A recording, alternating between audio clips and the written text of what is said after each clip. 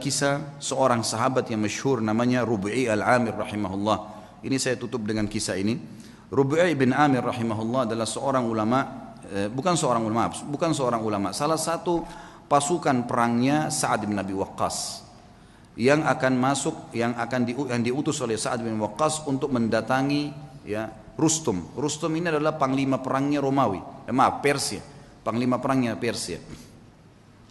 Rubi' al-Amir bin Amir rahimahullah ini terkenal sekali orangnya. Waktu dipanggil oleh Umar bin Khattab untuk berjihad, maka dia pun mengambil panci masaknya yang dia letakkan di kepalanya, karena tidak punya topi untuk berperang.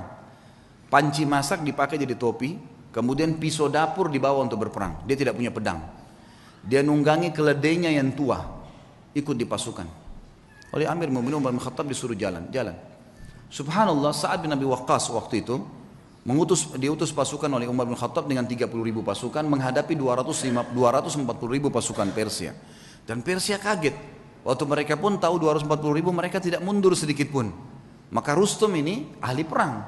Dia bilang, saya mau tahu dulu bagaimana sih kekuatan 30.000 itu, kok berani benar? Gitu kan? Seperti apa sih kekuatan mereka? Dikirimlah surat kepada Sa'ad bin Waqqas negosiasi. Datanglah 1-2 orang terus menerus negosiasi, dan semuanya hampir sama perkataannya. Tapi yang paling pertama datang adalah Rubi'i bin Amir rahimahullah radhiyallahu anhu. Sahabat Nabi yang mulia ini datang dengan keledainya. Gitu kan? Dia bawa pisau dapur dan ada tombak yang dia pinjam dari temannya. Dia datang, begitu tiba di istana, kata Rustum, buat dia tidak masuk ke istana kecuali sudah hormat dengan saya, dan hiasi semua istana ini dengan emas. Semuanya, pintu gerbangnya hiasi dengan emas, semuanya taruh harta-harta gelimpangin gitu.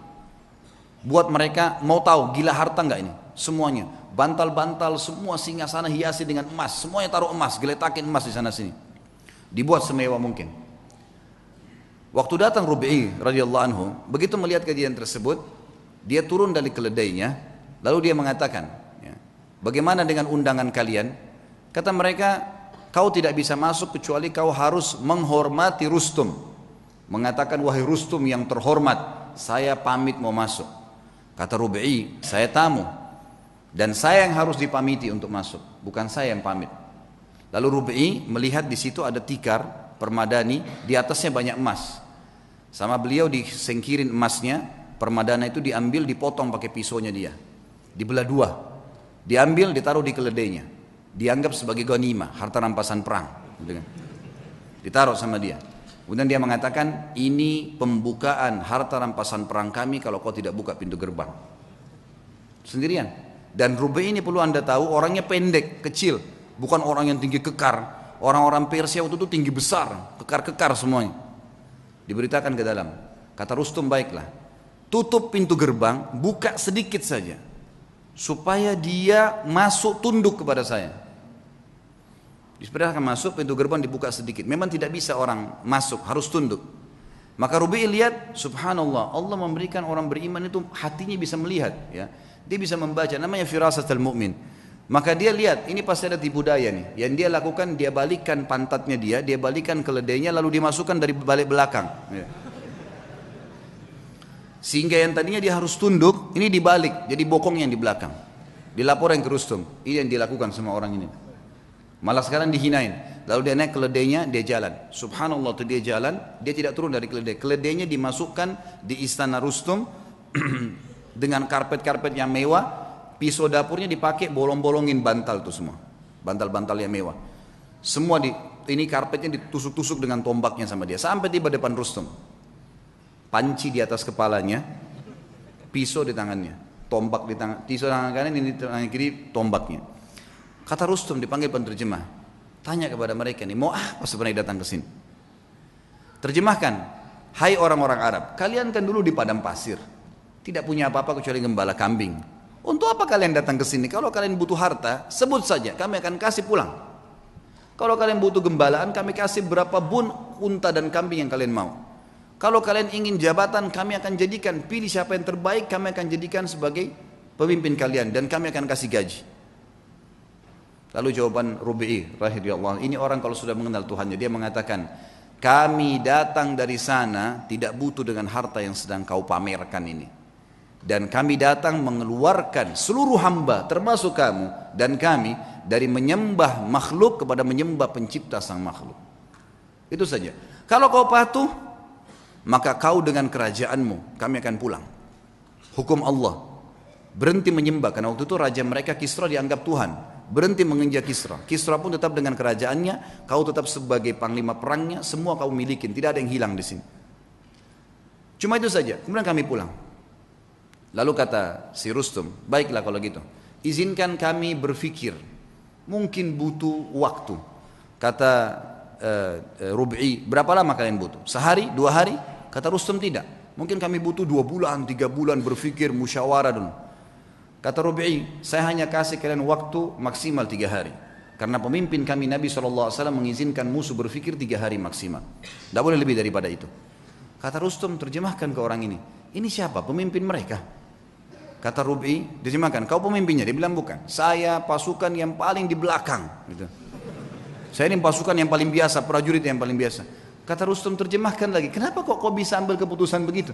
Dia bilang, dijawab sama dia, karena agama kami mengajarkan dari pemimpin muslim sampai masyarakat biasanya keputusannya satu. Kalau saya sudah berikan amanah, keamanan, semua harus patuh terhadap pemimpin saya. Muslim semua begitu. Kami satu jasad. Kata Rustum, baiklah, izinkan pulang orang ini. Begitu diizinkan pulang, kata Rustum, tulis surat kepada Kisra. Ini yang sedang kita hadapin nih, semuanya 30.000 manusia yang kayak gini nih. Ini untuk dihadapin susah nih. Gak bisa, keras, tegas, dan memang maunya, gak bisa. Harus begitu. Tidak ada jalan lain, urusan tangan Anda. Berperang atau kita mengalah saja. Ini gak bisa. Karena Kisra gak berhadapan sama pasukan muslimin, dianggap kuat, udahlah pasukan, perang aja, lawan. Gitu kan. Ini kasihan terjadi peperangan tentunya. Tapi yang kita ambil pelajaran bagaimana Rub'i radhiyallahu anhu, teman-teman. Orang kalau mengenal Allah, harta jadi kecil buat dia. Ya. Semua apapun yang Allah haramkan ditinggalkan. Seindah apapun itu. Berapa banyak kisah tadi yang kita sebutkan. Anak muda yang meninggalkan perzinahan dengan menaruh kotoran di bajunya. Berapa banyak orang-orang soleh yang sudah kita sebutkan kisahnya. Yang jelas yang kita simpulkan teman-teman sekalian, berhubungan dengan Rabbul Alamin. Sering komunikasi dengan dia sebagaimana dia sudah ajarkan kepada kita semua. Mau keluar rumah ada doanya, mau masuk rumah ada doanya, mau makan ada doanya, habis makan ada doanya. Doa itu apa? Komunikasi dengan Allah. Keluar rumah, bismillahirrahmanirrahim, dengan nama Allah saya bertawakal, menyerahkan diri kepadanya. Kata Nabi SAW, kata Allah SWT, wa may tawakkalallahi fahuwa hasbuh. Yang bertawakal pada Allah, Allah jadi pencukup baginya. Seorang syekh pernah menangkap di Riyadh seorang penyihir besar. Penyihir terbesar ini datang dari Afrika, ditangkap. Waktu ketangkap, dia tanya syekhnya, saya nonton cuplikannya, dia bilang, bagaimana anda bisa menangkap saya? Padahal saya menaruh ribuan jin di depan saya. Tidak pernah saya bisa ditembus nih, baru kali ini dia bilang, ada yang bisa tembus dari anda. Dia bilang, karena kamu bodoh dan kamu tidak mengerti. Kalau saya keluar dari rumah saya tadi, saya membaca apa yang diajarkan oleh Rasulullah SAW, Bismillahirrahmanirrahim. Saya bertawakal kepada Allah, dengan nama Allah saya tawakal kepada Allah, la haula wala quwata illa billah, tidak ada yang kekuatan kecuali milik Allah. Dan saya yakin dengan doa saya, dan kata Nabi SAW, siapapun yang membaca doa itu pada saat keluar rumah, semua syaitan yang menemuinya akan berkata, orang ini tidak bisa kita ganggu karena Allah sudah lindungin. Itu sebabnya saya bisa tembus kamu. Bukan cuma itu, saya akan laporkan kamu dan kepala kamu akan dipenggal karena kamu seorang penyihir. Ditangkaplah penyihir tersebut, teman-teman sekalian. Hubungan dengan zat sang pencipta yang maha kaya, menciptakan semuanya, itu adalah hubungan yang paling baik. Maka jalinlah hubungan yang baik dengan Allah, maka Allah akan baikkan semua. Sebagai penutup kata-kata saya, kata Nabi SAW, siapapun yang berbuat perbuatan yang Allah ridha, Allah cintai perbuatan tersebut, Allah akan buat semua makhluk mencintainya. Dan kalau seseorang berbuat perbuatan yang buruk yang Allah benci, maka Allah akan buat semua makhluk akan membencinya. Kata kuncinya kembali kepada Allah Subhanahu wa taala. Allahu a'lam.